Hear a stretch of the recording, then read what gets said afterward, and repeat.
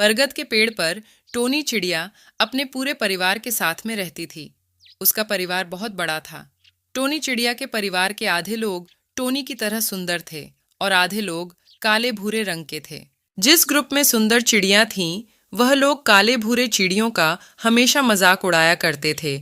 इसलिए चिड़िया का परिवार 2 ग्रुप में बंट गया था।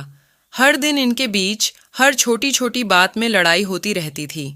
हे भगवान, मैंने तो सुबह सुबह इन काले लोगों का शकल देख ली हूँ। अब मेरा पूरा दिन काला जाएगा। पर उनकी माँ उन्हें हमेशा प्यार से एक साथ रहने के लिए कहती थी, सुगंधी ये गलत हैं, ऐसे आपस में झगड़ा नहीं करते।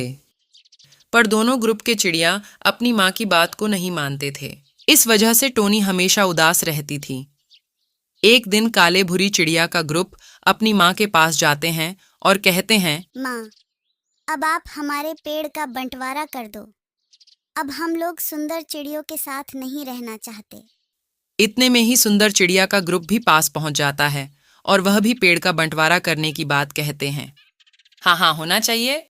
इस बात से माँ को बहुत हर्ट होता है, पर फिर भी माँ बोलती है, ठीक है, आज रात को सभी सो जाओ, कल सुबह बात करते हैं।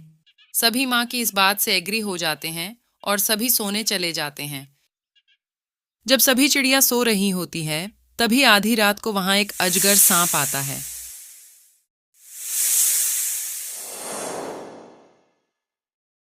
माँ बंटवारे वाली बात से बहुत दुखी थी, इसलिए उसे नींद नहीं आ रही थी।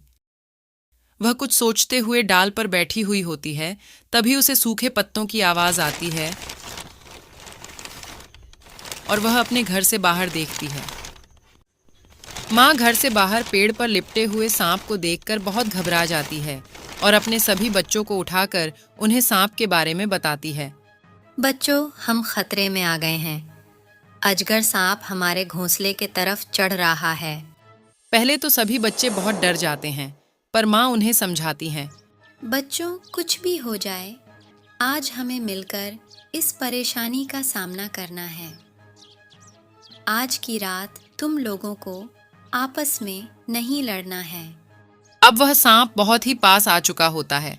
तभी माँ बोलती हैं, बच्चों, सभी तैयार हो जाओ, हमें सबको मिलकर हमला करना है। तब एक साथ सांप के ऊपर हमला बोल देते हैं। सभी बच्चे सांप को अपनी चोंच और पंजे से नोचने लगते हैं। सांप ने इस हमले के बारे में कभी भी नहीं सोचा होता है और घबराकर वहां से भाग जाता है। सभी चिड़िया बहुत खुश हो जाती हैं और एक दूसरे को गले लगाती हैं। ये देखकर माँ भी बहुत खुश हो जाती है। अब उन सभी चिड़िया को समझ में आ गया था कि साथ मिलकर रहने से उन लोगों का कोई बाल भी बांका नहीं कर सकता है। हमें इस कहानी से ये शिक्षा मिली कि कैसे चिड़िया के छोटे छोटे बच्चों ने एक साथ मिलकर एक बड़े से सांप को भगा दिया। ठीक ऐसे ही अगर हम भी अपने भाई बहन मम्मी पापा के साथ में मिलकर रहेंगे तो कोई भी हमारा कुछ नहीं बिगाड़ सकता है। इसे ही कहते हैं एकता की शक्ति।